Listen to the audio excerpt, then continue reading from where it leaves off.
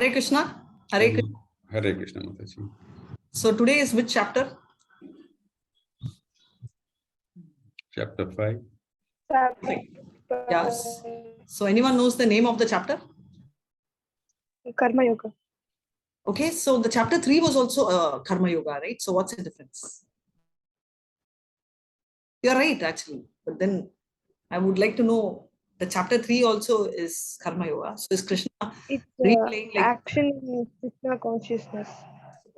Perfect answer. Thank you so much. Hare Krishna. So let's start off with Mangalacharan, and whoever wants to chant and whoever wants to read can have your hands raised so that I'll unmute. Hare Krishna. Om Namo Bhagavate Vasudevaya. Om Namo Bhagavate Vasudevaya. Om Namo Bhagavate Vasudevaya. Om Ajnanatimrandasya Jnananjala Chalakaya Chakshurun Militam Yena Tasmai Shri Guruve Namaha Shri Chaitanya Manobishtam Stapitam Yena Bhutale Swayam Rupa Kadamaya Tadati Swapadatikam. He Krishna Karuna Sindhu Dinabandho Jagatpate Gopesha Gopika Kanta Radha Kanta Namastute Tapta Kanchana Gaurangi Radhe Vrindavaneshwari Shabhanusute Devi Pranamami Haripriye Namo Om Vishnu Padaya Krishna Prasaya Bhutale Srimati Bhakti Vedanta Swaminiti Namine Namaste Saraswati Devi Gauravani Pracharine Nirvishesha Sunyavadi Panchadya Deshatarine Jai Shri Krishna Chaitanya Prabhu Nityananda Shri Advaita Gadadara Srivatadi Gaura Bhakta Vrinda. Come on, all of you unmute. Hare Krishna, Hare Krishna, Krishna Krishna, Hare Hare, Hare Rama, Hare Rama, Rama Rama, Hare Hare. Hare Krishna, Hare Krishna, Krishna Krishna, Hare Hare, Hare Rama, Hare Rama, Rama Rama, Hare Hare. Hare Krishna, Krishna Krishna, Hare Hare, Hare Rama, Rama Rama, Hare Hare. Hare Krishna. Hare Krishna, Mataji. Yeah, so we will today jump into the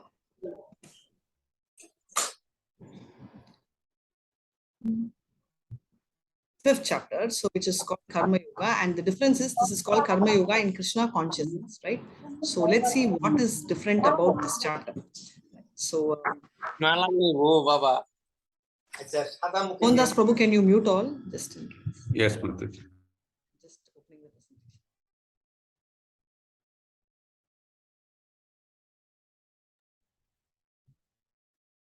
Thank you.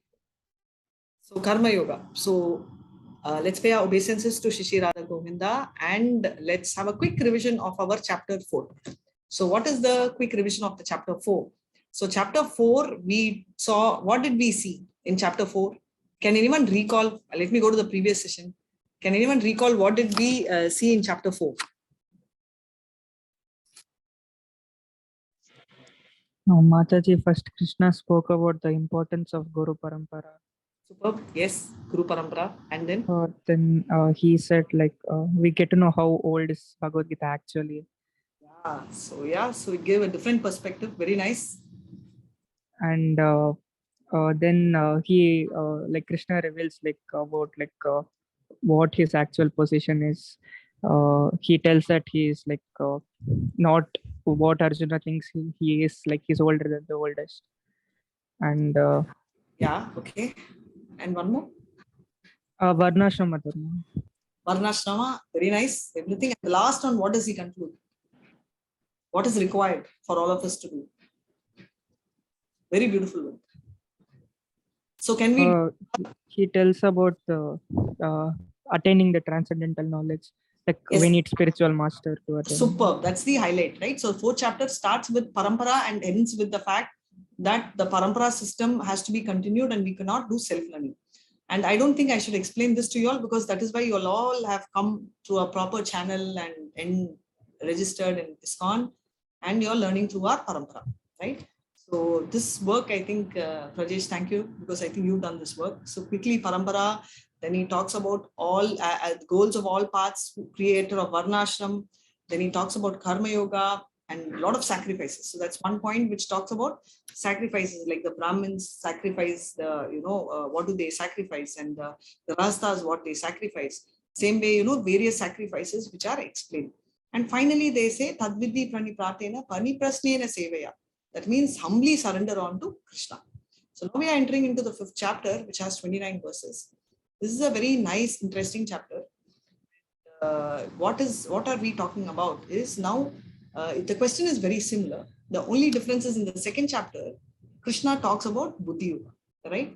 Which according to Arjuna means we should not fight. Intelligence means not fight. So when he says renunciate, Arjuna understands renunciation as intelligence means I will not fight, because fighting is fruitive activity. Therefore, I will not engage in war, I will run away. So Krishna clarifies that no point in running away and being and thinking of the war or Kshatriya and all that. So you have to fight. So now in the 4th chapter, if you see towards the end, that is prior to the 5th, the 4th chapter again has 2 points, right? Last line talks about get up and fight, which is fine. That is not a problem.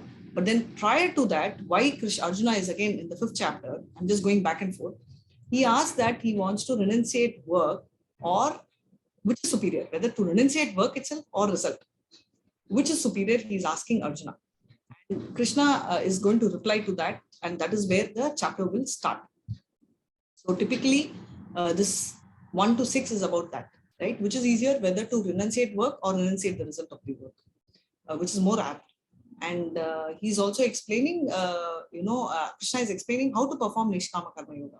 Because every time when we talk about result, the first thing we say is, Hari, what is my motivation? So if I have to not expect result, then how will I have interest to study or work? Right? All these questions Krishna is going to answer. Section 3 is talking about platform of knowledge, right? Talking about the 3 doers. So this is a very interesting topic which we will discuss when we come there to the 3rd section. And the 4th section is liberation by focusing on the Supreme. How do we get liberated? By just focusing on the Paramatma.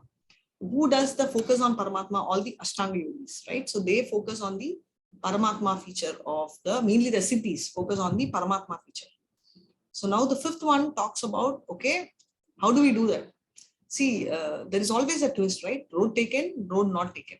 So the 5th one is a very quick summary of our 6th chapter. So we will say, okay, renunciate work, and Krishna is going to tell that's easier. Renunciating the result is easier than renunciating work. That is the whole explanation of this chapter, at least 3/4 of it. So immediately what you will tell, Krishna, how can you judge me? You can't judge me.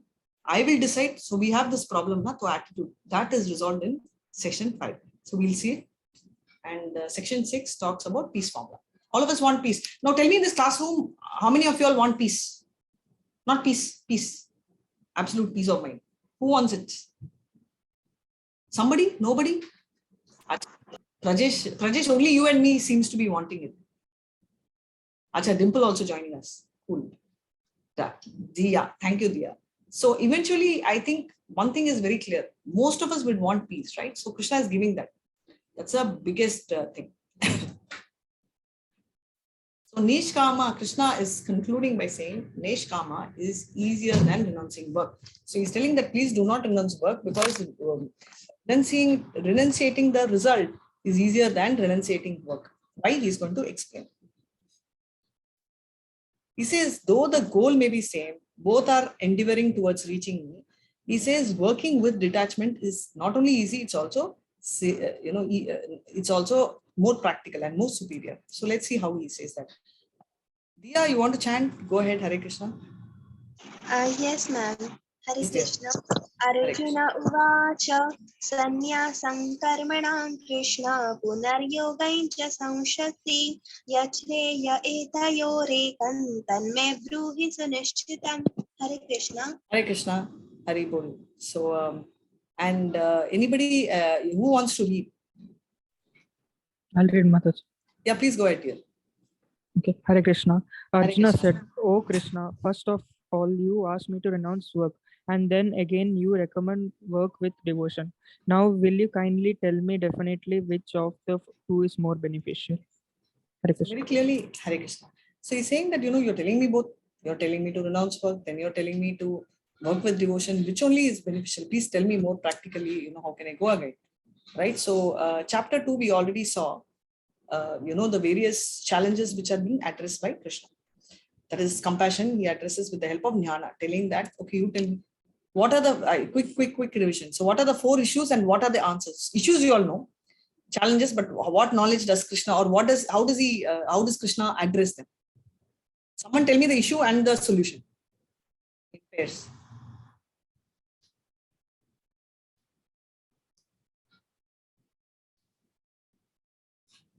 Can someone tell me the issue and the solution?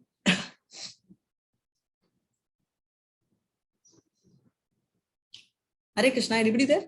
Yes, Mataji. First, compassion. Yes. And solution for that is like we are the soul, we are not the body. Superb. So he gives knowledge, right? We are not. Yes. This is called the confidential knowledge in the entire Bhagavad Gita.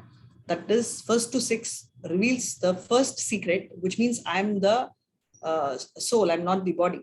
Now you will tell, Mataji, everybody knows this. Really? Because if everybody knows it, aren't we paying more importance to us? We look at the mirror at least 10 times to see how we look. But do we take a minute off to see how the soul is? Does the soul need anything? We talk about diet, we talk about makeup, we talk about food, we talk about dress.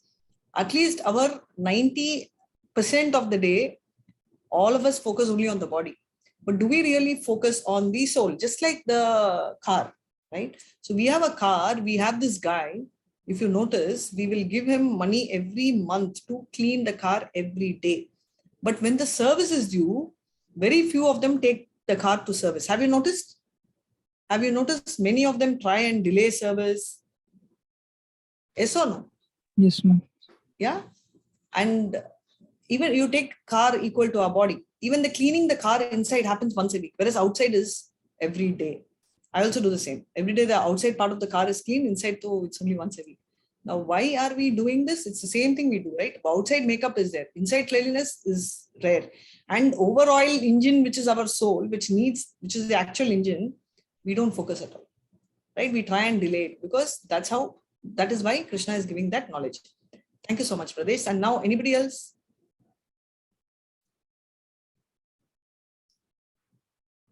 Anybody? Any other compassion, any other point? Come on, everybody. If everybody is active, only then I'll have time for a story. Otherwise, I'll be waiting. Yes, I. No enjoyment. No Superb. enjoyment. No He enjoyment. Krishna tells like if we win the war, you will get the kingdom. Otherwise, you'll be in heaven. Super. Bumper offer. Either heaven or kingdom is assured for you. Perfect. No enjoyment. Third one. Sin. Sin. Yes. How does he counter? Not doing your work is the greatest sin. Like doing your karma is more important. Perfect. Correct. Doing your job is important. Now, if you are, if just imagine your mother suddenly decides, if I work, I will have sin, and she suddenly packs her bag and runs. So what is it? Isn't it more sinful? She has to take care of you all, and she has to take care of the family, right? So the same thing he is telling. Kshatriya Dharma is to fight and protect the people. You cannot just like that run away. So that's more. So 3 is spoken. So one more from chapter 1. Family traditions.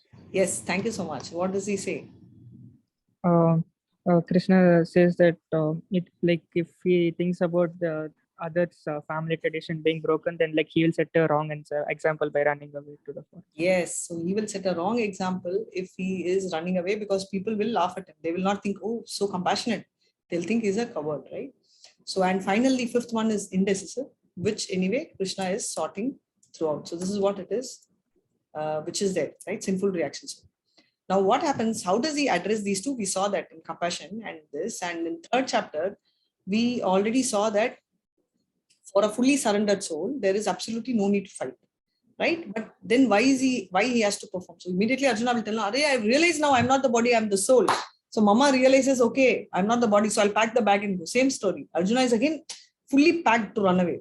So Krishna is telling, hey, it's okay, but still, there are two sets. You may succeed or fail. Now, assuming that you succeed, people who follow you, yadyad acharadi sheshas tattat evetno jana, sayat pramanam kurte lokas tat anuvartite.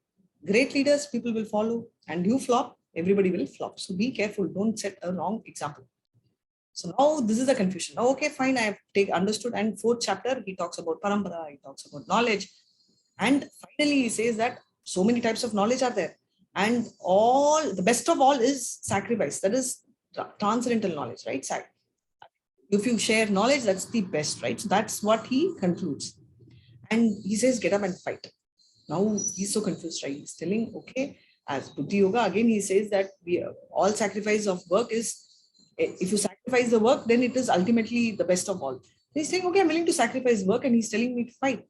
So then he asked this. So we saw this jnana, which is Buddhi Yoga. Arjuna is confused. So again, jnana or Buddhi Yoga. Here, Buddhi Yoga means Bhakti Yoga. He's talking about, right? So that is addressed. Now, chapter 3, what happens is, what should I do? Again, he's confused. So this is Karma Yoga. So he spoke, right, about action in inaction. Inaction means, one line I will tell you, inaction means akarma. Inaction means, doesn't mean I will not work. It means that working so that you are not accounted for either the plus or the minus. Now you will tell, does it mean I can do a murder and give it to Krishna? No, obviously no. Working as per the scriptural rules, right? As per whatever are there and said in scriptures. So that is what is called inaction. Conclusion is, he glorifies transcendental knowledge in third chapter. So, and he finally says, okay, after he glorifies knowledge, telling knowledge only is great, stand and fight. Now he's confused. Oh my God, if again, somewhere he gets a feeling it's about renunciation. So where is this misunderstanding? First misunderstanding is, he thinks devotional service means I will go and do dry speculation, right? Because he gave the knowledge. And then he says, he explains prescribed duty. We saw karma. And he also says, because of this fruitive activity, only the soul is entangled. So now Arjuna is telling, oh my God, okay, I understand. War is also fruitive activity, because he sees war as a benefit to him. So it is fruitive activity. But if he sees war, actually, what is the main purpose of war? It's a adharma and dharma. So Krishna is making Arjuna fight not for his kingdom, but against adharma, because imagine Duryodhana stripped a girl in a sabha. Now, if such a king comes over, no matter whatever he is, that means adharma will prevail and the entire world will become contaminated. So he had to chop that there. So that's the main concept behind the entire war, right? So he says that how can you engage in the action and yet be not get tied up to the result, is by not getting connected to the result. Just do it as a duty. Now, third chapter, he says that for someone who has understood I'm not the body, I am the soul, there is no duty, but still he has to do because he will set otherwise a wrong example.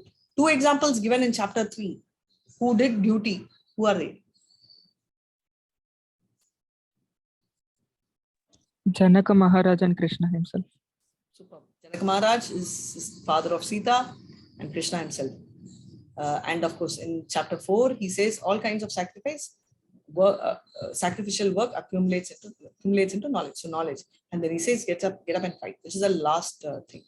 So he says, okay, everything, whatever I do is finally, if it's jnana and if it's knowledge, then what it is. So he's trying to first highlight karma and then jnana. And so he gets completely confused. So he says, okay, so everybody keep making plans, right, in the future, and whatever we plan. So in fact, next slide will be clear. Thoughts, what we do, our actions. If you see, whatever we think is what we tend to do, and the action become our habits. Habit will actually frame our character, and character will be destiny. Now, I'm going to give you all a bumper offer.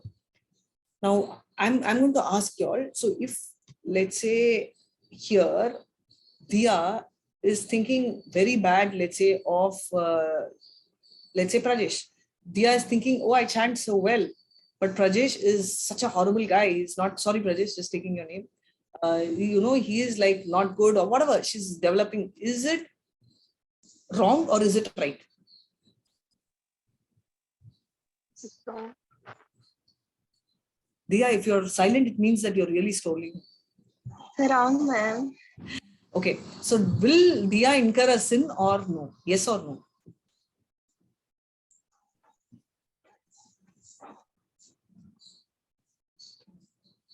Why all are silent? Just a yes or a no? Ma'am, but I would never think like that. No, Diya, it's just an example I told. I know you won't think. That's why you're here in Bhagavad-gita class. But just to understand, that's why I took the liberty of taking your name. So will, if somebody thinks, if it's not Diya, I will tell Riya. So if Riya thinks like that, will she incur a sin or no? Yes, no?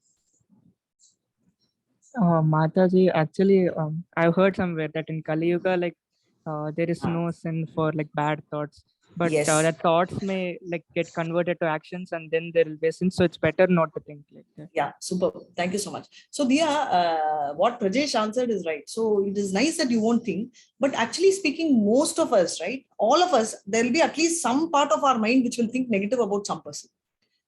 Right? We can't completely deny. It's not like all the time, always we think right about all of them. Now the point is, if you think a robber is a robber, it's fine. But sometimes we tend to think the right person also wrong. It could be accidental also. I'm not saying it is intentional, but sometimes we are meant like that. We are in Kali Yuga. So thankfully, in Kali Yuga, we do not incur sin. It's wrong. It's wrong because the thought becomes action, action become habits, and finally that will be our destiny. However, as long as it is in our mind and does not come out as words, or that is verbal or non-verbal communication, in Kali Yuga, you don't incur sin, which means in Satya Yuga, you do. Did I make it clear? Right? So in Satya Yuga, even if you think bad of a person, your sin account gets added. But thankfully, in Kali Yuga, we are spared. And thanks, Prajesh, for clarifying. I just wanted to tell you all this because just have that in back of the mind.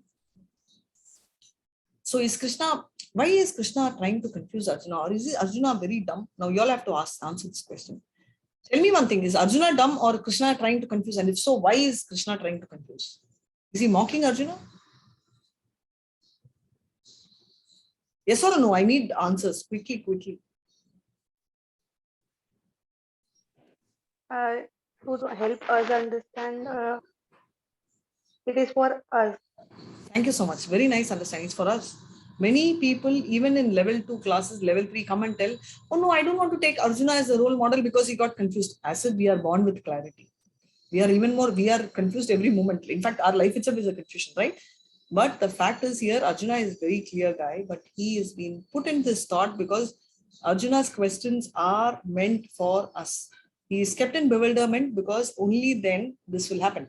So I'm going to tell a small story, right? A very quick 1-minute story. So this mother-in-law has this daughter-in-law coming for the first time.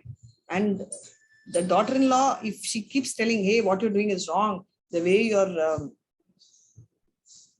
is not right, behave in this fashion, all that, it is just not going to work, right? So what is going to happen is mother-in-law very clearly tells that, very nicely, she will call her daughter and tell, hey, don't put salt, that is salt, this is sugar. Why don't you understand, don't put overboil milk. She will be advising the daughter. And based on that, the daughter-in-law fixes. So we are all like daughter-in-laws for Krishna because we are moving away. We are thinking of Krishna as our enemy. But Arjuna takes it positively. So he is communicating to us through Arjuna. I hope I made it clear. Hare Krishna. Why Krishna does so? For our benefit, right? So Krishna is doing the whole thing only for our benefit. Otherwise, there is no need for him to do. So Arjuna's confusion, we've been saying right now, he's telling, but renunciate the result, renunciate is too confusing. So he's so confused and he says, stop results, tell me, should I work with devotion or should I renunciate work itself? Tell me one thing. 5.2, Hare Krishna. Diya. Shri Bhagavanuvāca Sannyasa Karma Yogascha Nishkama Karma Tayostu Karma-Sannyasa Karma Yoga Vishishyate. Hare Krishna. Thank you so much. Vishishyate, better of the two. He says both are good, but easier is to work and renunciate the result. Why? Because if you see, if you just renunciate, so if I take you and put you in the forest, what will you think? Oh my God, mobile signal is not working. Yes or no? So he says that first you become purified that you don't need a mobile. So that happens in renunciation.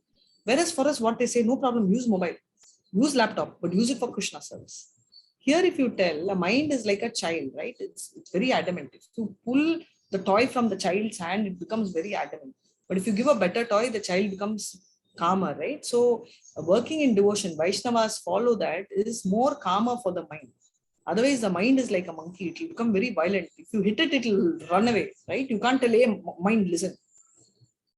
And the risk involved is here, you are depending on yourself. So the risk of falling down is high, whereas there you're depending on Krishna. So responsibility is shifted to Krishna.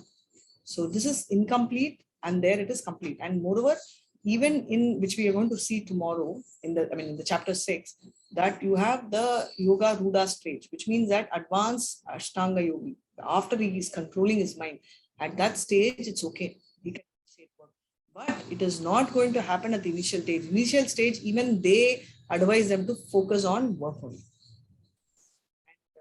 Here it's like, they are searching for the root. Arey, kahan hai root? But we don't do that, right? When you water the plant, do you dig and see where the root has gone? No. You just pour water with the hope it will automatically go to the root, which happens. So that's what it is. And renunciators study more of all this philosophy, a lot of, PhD work they do. And we focus on Srimad Bhagavatam. So that is the story. So does anyone know what is Srimad Bhagavatam? Does anyone know what is? It is a literature about like stories of Krishna. It was spoken by Shukadeva Goswami to Parikshit Maharaj. Very nice. Thank you so much. It was told by Sukadev to Parikshit. Parikshit is the grandson of Arjuna, and it is the story of the devotees. So this Bhagavad Gita is by Krishna, and Srimad Bhagavatam is about Krishna. Devotees feeling how they practice Krishna conscious. Hare Krishna. Tia 5.3. Yes, ma'am. Jneyasta nitya sannyasi yo nadveshti na kankshati nirdvandvo hi mahabhako sufambandhat pramuchyate. Hare Krishna. Hare Krishna. Thank you so much. So he says that one who neither hates or desires the fruits of the activities, right? He is free. Very difficult, very easy to say, but difficult, right? Automatically will do. Can anyone tell me what is this picture about? Damodar Leela. Sorry? Damodar Leela. Yes, Damodar Leela. So who are these two handsome boys? Manigriva and Nalakuvera. Yes, they are the sons of I don't know Mataji. Kubera. So Okay. anyone know the story of? Okay. So what happens is these two guys are very handsome and they are demigods. They are sons of Kubera. So you all know Kubera, right? The treasurer of the demigod. So he's such a rich guy. So obviously his sons will also be very rich. So they are dancing and playing and they are drinking and they are enjoying with the girls in demigods. So you think, oh my God, demigods are doing, can I do? Over there it's allowed, here it's prohibited. So over there they do. But what happens is when Narada comes, irrespective of whichever world you are, you come back to your senses and pay obeisances and respect to a devotee or a senior person. They don't do. They are just bathing naked and they just don't bother. Even the ladies are good. The moment they see Narada, they try and dress themselves. Because of that, Narada curses. Now, such an elderly or such a sophisticated, pure devotee's curse is also a blessing. So they are like the tall Ashoka trees, right, for almost 5,000 years. And what happens is, thankfully, Krishna comes there in the form of Damodar Leela, and he's tied to this motar, right, that huge stone.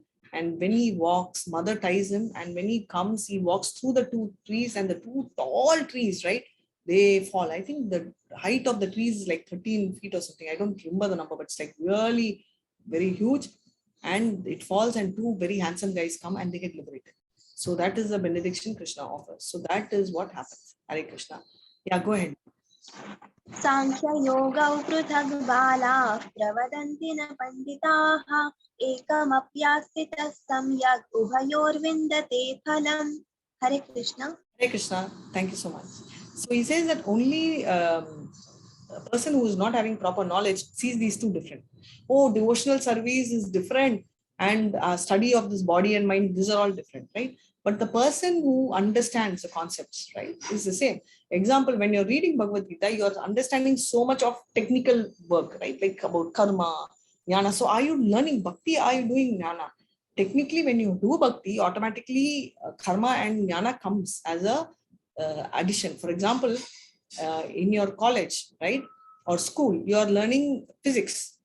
Fine. So what language do you use physics? What language do you learn physics in? English. English, right? So English automatically comes. Now you may tell, no, Mataji, we have a separate language for English, but that is different.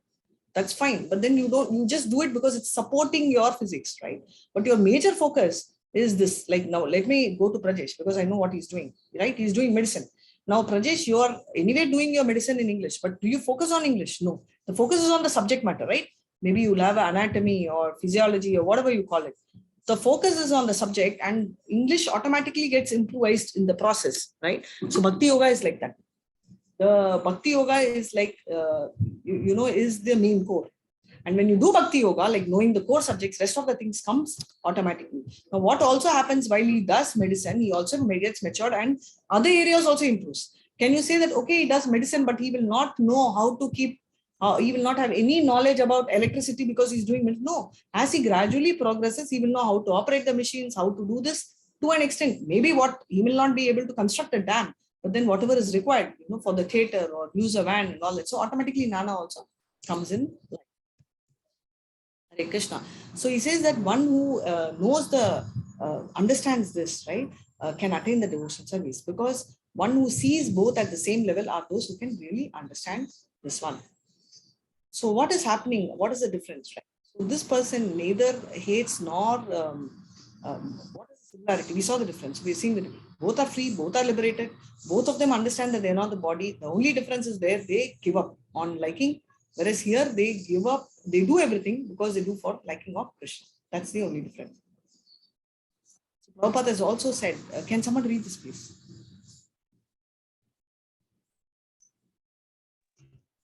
In the Sankhya and devotional service, in the first process, Sankhya, one has to become detached from matter, and in the devotional yoga process, one has to attach himself to the work of Krishna consciousness.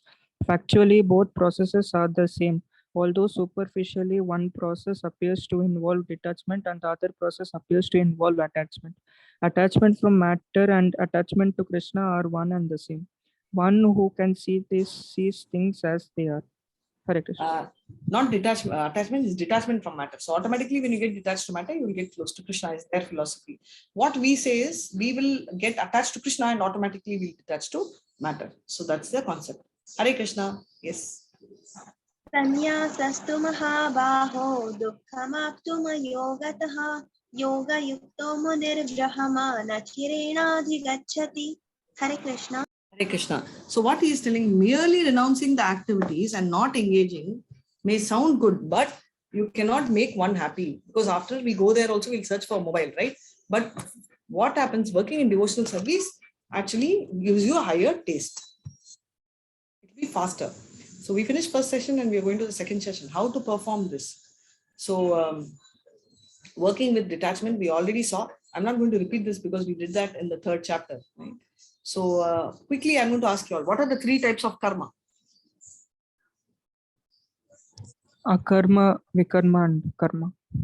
Right? So what do you mean by vikarma? Can you explain? Vikarma is bad karma, like doing karma which is not prescribed for us. Karma is the doing of the prescribed duties, and akarma is like doing it for the service of Krishna. Perfect. Thank you so much. So everything is akarma. So inaction actually means akarma. Doesn't mean you're sitting in the house, because even if you're sitting in the forest and not doing anything, you will still incur a sin. You'll ask how? Yeah, when you walk, you will stamp over a ant. That is also a sin, right? So anyway, even while, and one more thing what Krishna is telling, even to maintain the body, you need to work, right? So he says that it's a must. And he's suggesting Nishkama Karma Yoga, wherein you will only detach the results, not the action itself. So in Nishkama Karma Yoga, what does it mean? It means that, who are you? It answers the question. I am a servant of God. What work do you do? Work allotted by God. What do you do to work? I work hard. This is very important, because the first thing which they will ask is, if I have to do, then what's my motive? Do I have to work hard? Do I need to get my engineering, medicine, degree, MBA, CA? I have to have a motive. Only if I know what salary I earn, I will have interest. Otherwise, I will not have interest to study. No, you have to put your 100% efforts, because efforts and endeavor is yours, which we will see in the later part of Bhagavad Gita. But result you don't expect. You put your efforts, results you leave it to God. Right? Elder says the same thing is repeated here. So there is only two things, either Krishna conscience or bodily conscience. I means my conscience, Krishna conscience means thinking only of Krishna. Then what happens is, so Krishna is telling, right? So very nicely saying that whoever works in devotion and whose soul is very pure, right? And mind, sense, everything is controlled, is very dear to me. And he says that such a person, whoever is having that, the kind of a person with that move, simply does work, right? Whatever he does, whether he thinks, smells, eats, he knows very well it is a body which actually makes him do. For the sake of the body he is doing, but otherwise all his heart and soul is completely for Krishna, which means indirectly they are like the lotus leaf, which means that the lotus leaf is always not connected to the water, right? So that is the reason. So you will be staying away from this one. Yeah, chant ma. Hare Krishna. ब्रह्मण्याधाय कर्माणि सङ्गं त्यक्त्वा करोति यः लिप्यते न स पापेन पद्मपत्रमिवाम्भसा. Hare Krishna. Hare Krishna. So very clearly he says that without attachment is what we should do. So we will work hard and do without attachment. So let's hear Prabhupada.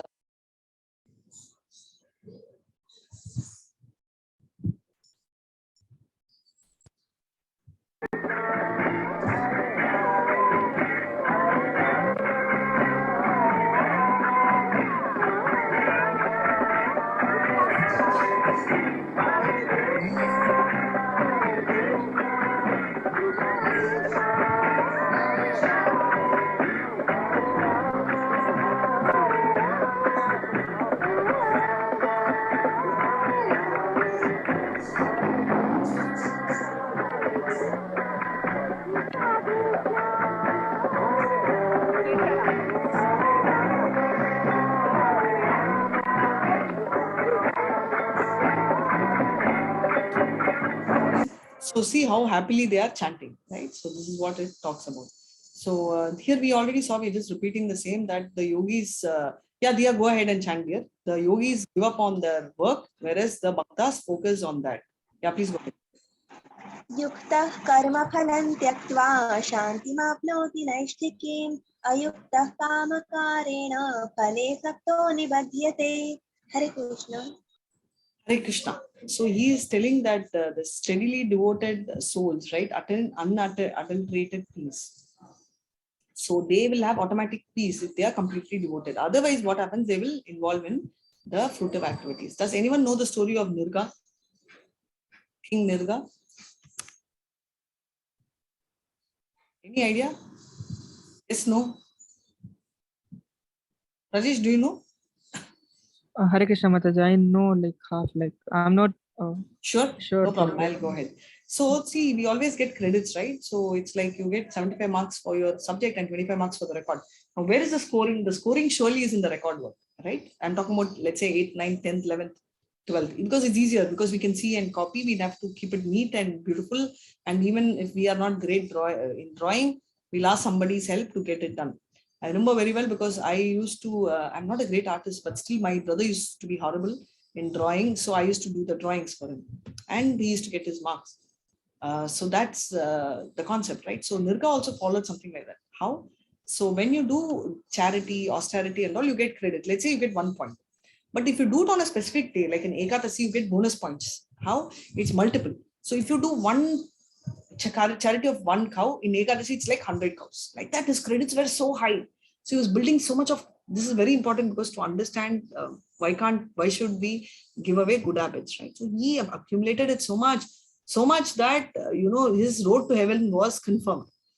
And the only activity in between he did is like, he also gave a little money for construction of a temple, because someone had asked. And what happened is, there was a particular day where he was donating cows, and he had given very well jeweled cows, and he was donating a lot of cows. And the same cow which he donated to one Brahmana went and joined the queue of the other cows for donation. So he redonated the same cow to this Brahmana. Now both fought. Now he said, I'm giving a bumper offer. I will give you 10,000 cows if you give away that one cow. One of you all decide. What would you do? I would have grabbed 10,000. What about you all? What would you do?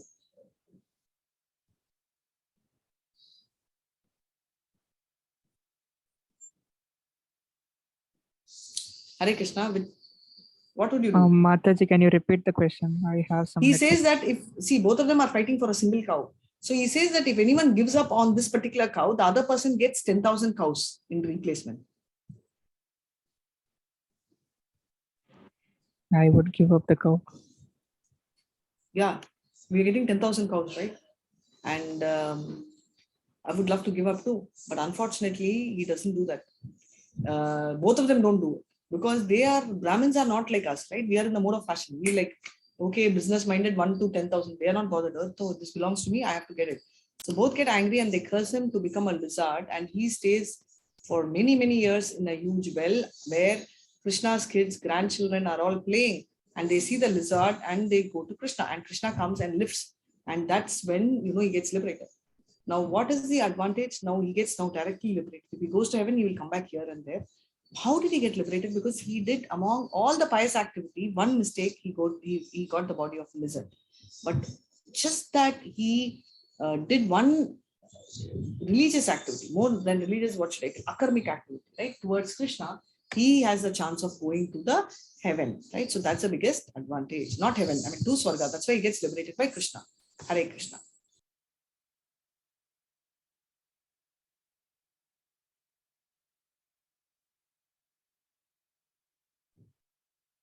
So this is what we saw. Performance of knowledge, right? Now, this is a very nice thing. 3 doers. Now, I'm going to ask you all, everybody is doing a particular action. I'm going to lift the screen. Now, there are 3 people. One doer is me. I am doing a particular action. Now, the material nature, right? So there is this modes. What are the 3 modes? You have read modes, right? So what are the modes? Does anyone know the modes? Mode of ignorance, mode of passion, mode of goodness. Yeah. So I am generally born in a particular mode. Is the modes or the material, the nature doing this, or is it God who is doing it? So who is responsible? Is it the soul? Is it the God, or is it the material nature? You all can answer. There is no right or wrong answer. You can just tell whatever you feel. It's material nature, Mataji. Sorry, Sai? Material nature. Okay, thank you so much. So one is material nature. Okay, material nature only is making us do. Fine. Anybody else? Any other answers?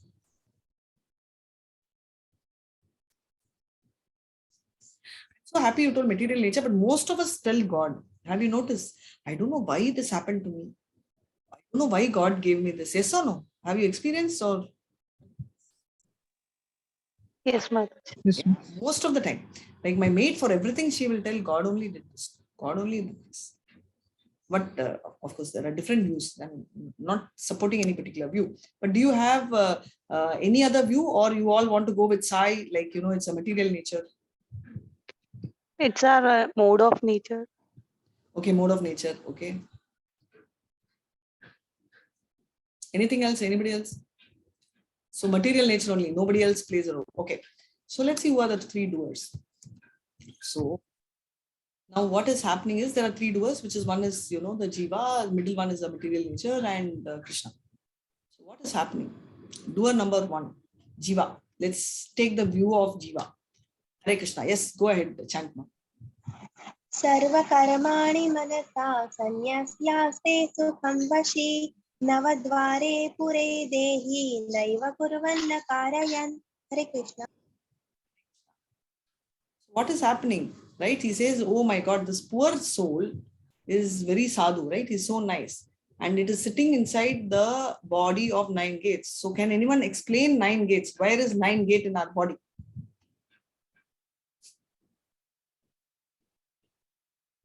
Can anyone tell me where are the 9 gates? 2 eyes, ears, Yes. Yes. mouth, nose. That's all I know. I remember. Yeah, so basically genitals and anus. So this is the 9 holes, right? Whatever holes exits are there is what is called the 9 gates, right? So what happens is, so such a person, right? Whatever the living body is just sitting there. So the soul is just sitting there in this particular body. So it is just doing whatever the body is doing. So the soul is not responsible, doer one. So he is selling 9 gates. He is not working, does not do anything, does not make anyone act, automatically all does. This is what it is. His role. Each of them are telling their role. Now material nature. We are in the law court. Okay, we are like having a court, and we are having 3 people debating. Now the jiva is justified. So what is level 2 material nature doing? The embodied spirit, master of the city of his body, does not create activities, nor does he induce people to act, nor does he create the fruits of action. All is enacted by modes of nature. This is what we are telling. Nothing we do, mode of nature only did, right? So we saw that. Here we see, so only mode of nature. The jiva is now telling mode of nature only is doing. Agreed. Now jiva is not doing. Now mode of nature only is doing. Fine, as of now. And now Supreme God, he says, boss, I am not doing anything. If someone does a sin, I give credits for that. If someone does pious activity, they will get credit for that. Why are you involving me? Right? So I am not a party. So now Jiva is telling I'm not responsible. God is telling I'm not responsible. So we will see now everything is now pounced on the material nature. So material nature is now talking. What is telling? Yes, I'm doing everything. You're right. But I am doing it on the direction of Krishna only. I am not having my own individual taste. Now, Krishna is telling based on your sin and pious activity, I only give credit. Okay, how do you do? Through material nature. So let's say one small example. Okay, I'm going to take a Dimple. Now Dimple studies very well and get good marks. Okay, now she studied well, therefore she gets good marks. Now what happens? Krishna is telling, okay, Dimple has studied well, she's put a lot of efforts and therefore she's getting good marks. Right? And he's also telling, okay, Dimple has made one mistake here. 90 marks only she should get if I correct the paper. But because she's put a lot of efforts, I'll give 5 marks extra. Or your teacher is telling, okay, I'm giving 5 marks extra. Right? And he is making this is from the principal directly. So principal is telling, okay, give the 5 marks extra for Dimple because she's a very nice student, excellent work, so 5 marks I'm just adding. So that is the role. So who does the addition? The class teacher does. So can Dimple tell that my activity, I've done nothing, but the class teacher only gave me 5 marks, or the class teacher did not give me marks, so I failed? Yes or no? So who's responsible for Dimple's mark? Is it the class teacher, or is it the principal, or the Dimple?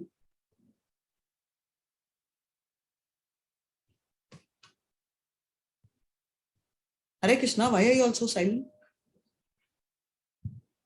The marks which Dimple got, 5 marks she got because the principal told, but then 90 marks she did because she was studying and the teacher corrected the paper. So who is who's responsible for her marks? Is it Dimple or the class teacher or the principal?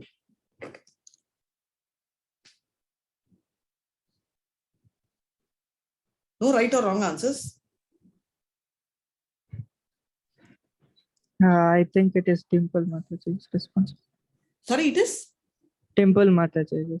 Dimple, thank you so much. Perfect answer. So now material nature is only doing as per what God is telling. So God told, okay, this person is very nice. Now I'm going back to Diya. Diya is very nice. She's so sweet. She's not even thought bad of anyone. Therefore, she gets credits. Okay, fine. Material nature says, okay, I'm giving more of goodness to her. Okay, on the contrary, Radhika is there. Radhika is so bad. She's done everything. So Krishna is telling she definitely deserves a punishment. So mode of nature is telling, okay, I'll give her mode of ignorance. Now the material nature is only giving this for Krishna's, as a Krishna's rule. So let's say that, money comes to Diya because she's very good. Now she's in mode of goodness. She uses it correctly. There is also money. One more person similar to Diya, let's say Prajesh is there and she also gets money. Now let's assume that Diya is a good girl. She goes to school, comes back. Whereas Prajesh is having a lot of money. He wants to show off. He goes to pub. So can you say God gave money for Prajesh to drink and God gave money to Diya to study? No. God gave with the same motive, right? Because they both were having good credits. Therefore, the material nature says that I'm only doing duty. So it comes back to the fact that the 3 doers, the actual person who's responsible is the soul which is deciding. because the God simply gives based on your credit. The mode sanctions what is allowed, right? So it's the implementer. Sanctioner is God, implementer is a mode, and initiator is the soul. So initiator is only us. We only initiate something. So here, Jiva is asking, and if you have credits, Krishna asks the material nature to give. So the material nature, along with the three modes, gives him. You'll ask why. If someone is so passionate, so compassionate, he needs to have the mode of passion to run. You put him in mode of ignorance, he will be lazy sleeping. And if you give him the mode of goodness, he may be contempt. Therefore, you have to put him in the mode of passion to be a king. If he wants to rule, then he has to be a king, and then that is what comes with it. So can someone tells me the difference between the soul and the super soul?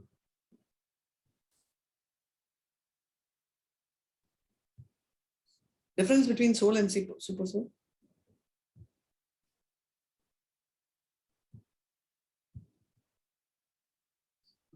Super soul is above all the three modes.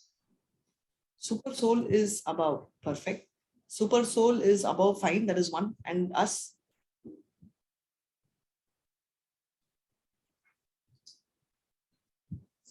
What's the difference between us?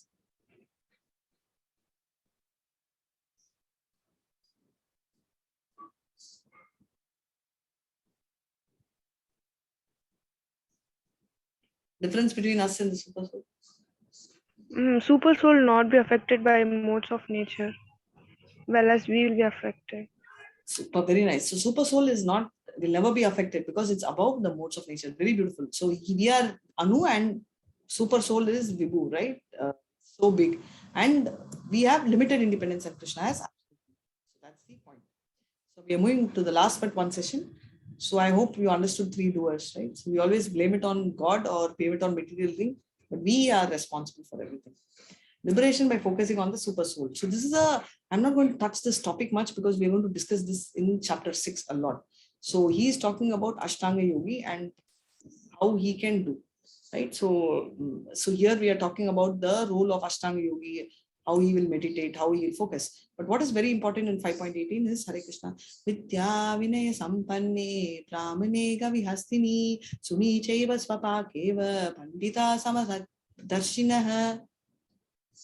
So what does it mean? A humble sage has true vision, right? How he does not differentiate because he knows Paramatma is there in everybody's heart. So whether it's a dog eater or a Brahmana or a cow, he treats everyone in the same equal platform. Samadarshana. Why do they use the word dog eater and not chicken eater? Can anyone tell me?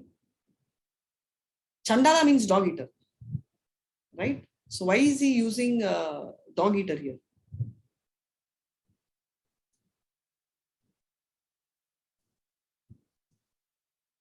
Because someone who's a dog eater is the lowest.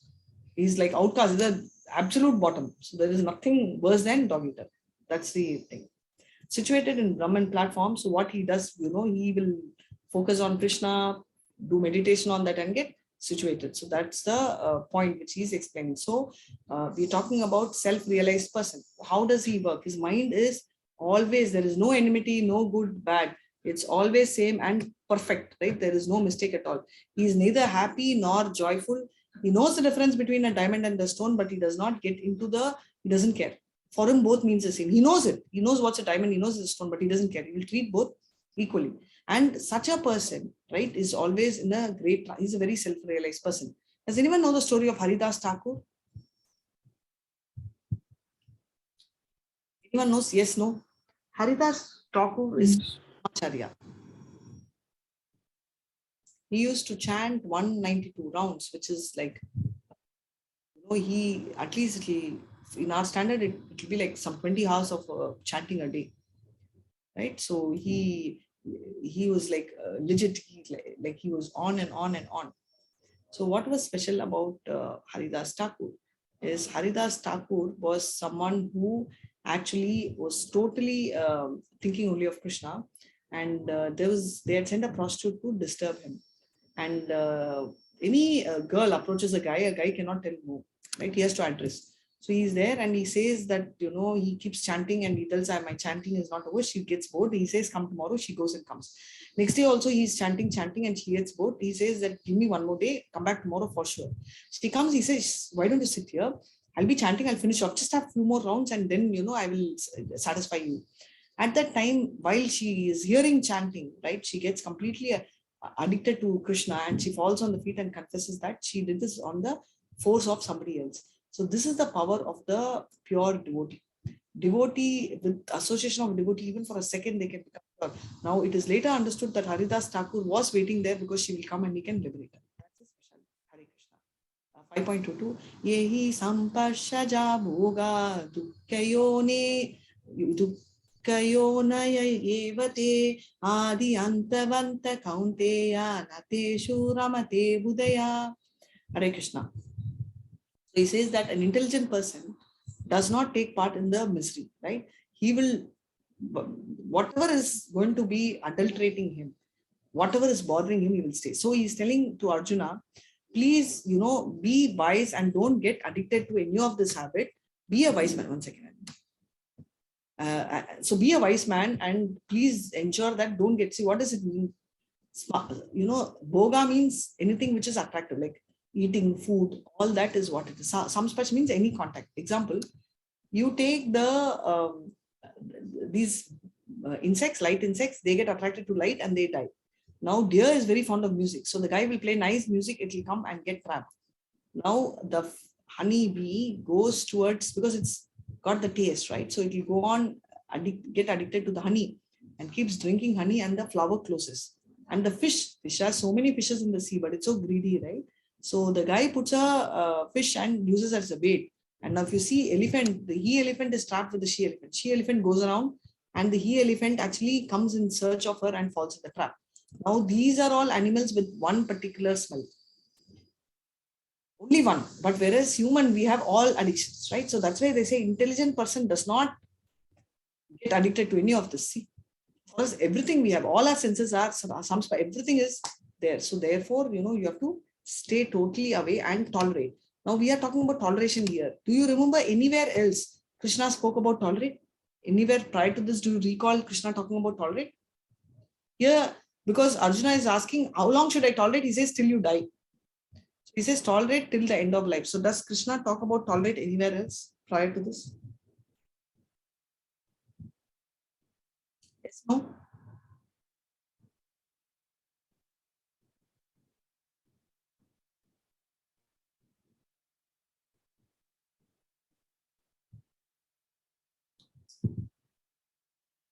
Hare Krishna. In second chapter, Matra spashtastu kaunteya sitosnu sukha dukkadaha agama payino anityastham statish shashva bharata. So very clearly he says, you tolerate like heat and sun, you please tolerate this. And so he says, how long should I tolerate? He says, till you die. So there's no way, you have no solution. Till the last day you have to tolerate and control your urges because there is no other solution at all. So he says, one whose happiness is within, right? Whoever feels satisfaction within himself is automatically liberated. You will notice this. It doesn't mean that you're content and you don't do any work. You do work, like how he said in the third chapter. But the satisfaction is within himself. He doesn't look. He doesn't say, oh, God is responsible. Material nature is responsible. Oh, hai. No. Right? So that is the contentment. So when does that come? When the person is actually in the knowledge that Krishna is the fountainhead of everything. When he knows that Krishna is the head. So I will do all actions. I will do with my endeavor. I'll do my best. But the proprietor is Krishna. It is said in Isha. It's said in Isha Upanishad. It's called Isha Vasha principle. Isha Vashyamidam Sarvam Yatkincha Jagatyam Jagat Tena Tiktena Bunjitha Magrita Kasha Sudhanam. He says very clearly Krishna is the actual doer of all activities. So anyone who's free from anger and material desires, all of them automatically are liberated. So this is what Krishna controls.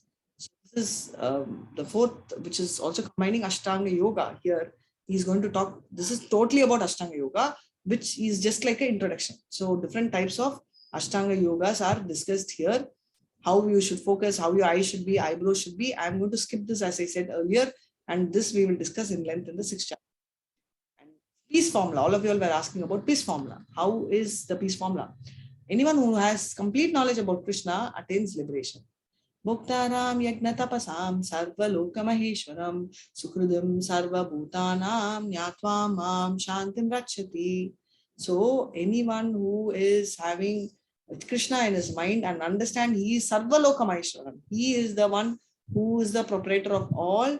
For an understanding person, Krishna is the well-wisher. Sukrita means best friend. Right? He's a well-wisher and a friend. For Sarva Bhutanam, for everybody.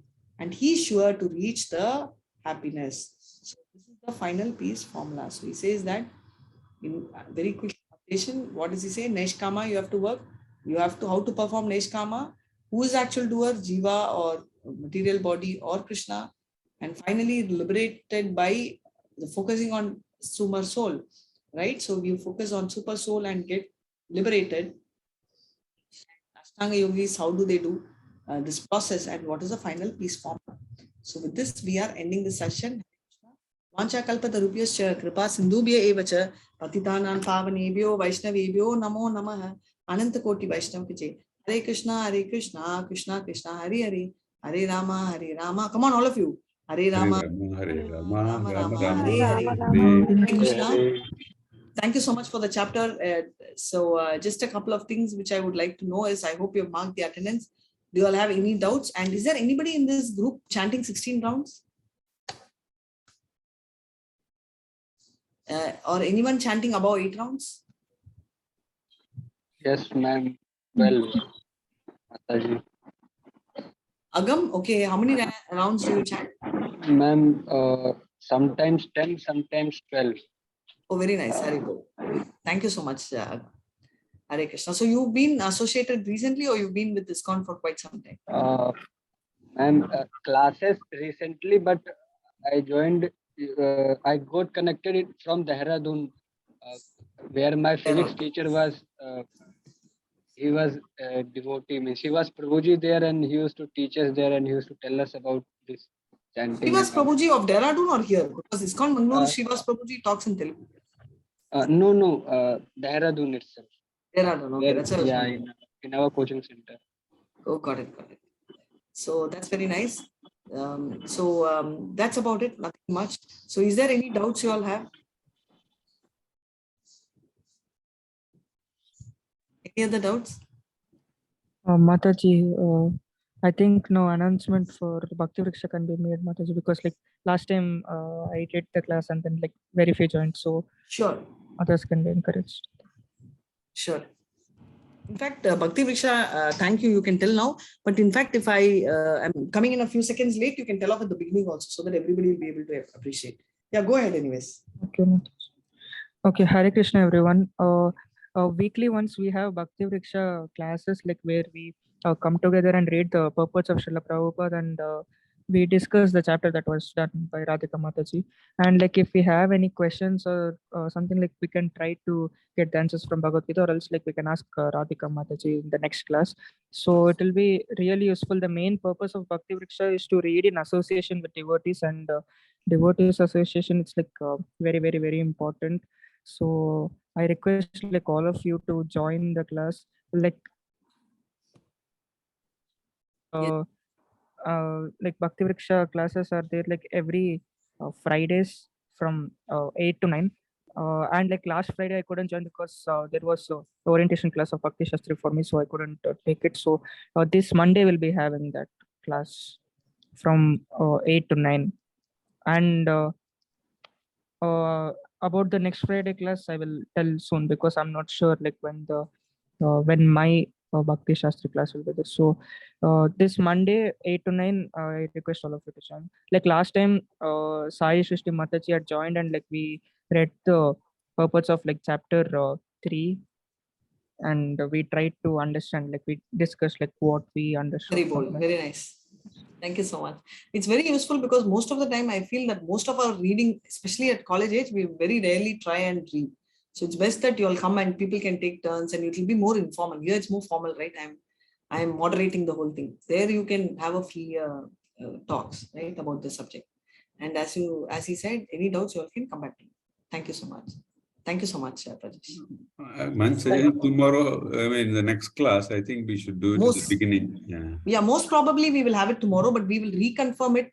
Just check once the message in the evening. Most probably, Mohandas Prabhu, you can go ahead and float a message in the morning that the class will be there. But just check for the reminder at 6:30 because I'm traveling outside, so I should be back. If that is the case, then we will reschedule the class, but otherwise we can have it tomorrow. So so that you can please check your group message once again at 6:30 tomorrow evening. Yeah. And the easy way of remembering the 5th chapter is step. Use the word step. S means stay in this world, right? Don't run away. T stands for the 3 doers, right? The 3 doers you all know. And E, step, STE, right? E talks about equal vision, and P talks about the peace formula. So each chapter you can, you can have a particular word.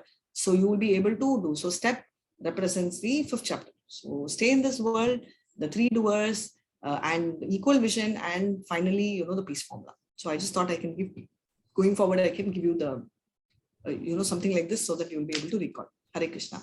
Mohandas Prabhu, I hope my teaching is a little different each class so that you don't get bored of the class. No, it's interesting. Because Bhagavad-gita, as we know, every time we have new insights. Mataji. Hare Krishna. Sure. Thank you so much. Hare Krishna. Hare Krishna. Hare Krishna, everybody. Any doubts? If there are any doubts, I'll hold. Otherwise, we can end the chanting. Thank you. Mataji. You do 16 rounds. Oh, that's very nice. So I was thinking that, I remember you telling me this long back. I was wondering why you were doing. Yes. Thank you, Rajesh. Yes. Mataji, in that word step, what does E stand for? You tell me, what does E stand for? Equal vision. Vidya. Equal. Okay. Right? Brahmanaste Sunyaste. That's the thing. Okay. Thank you much. Thank you. Hare Krishna. Anybody else? So we can end the meeting and we'll catch up again soon. Hare Krishna. Hare Krishna. Hare Krishna. Hare Krishna. Hare Krishna. Hare Krishna, Mataji. Hare Krishna.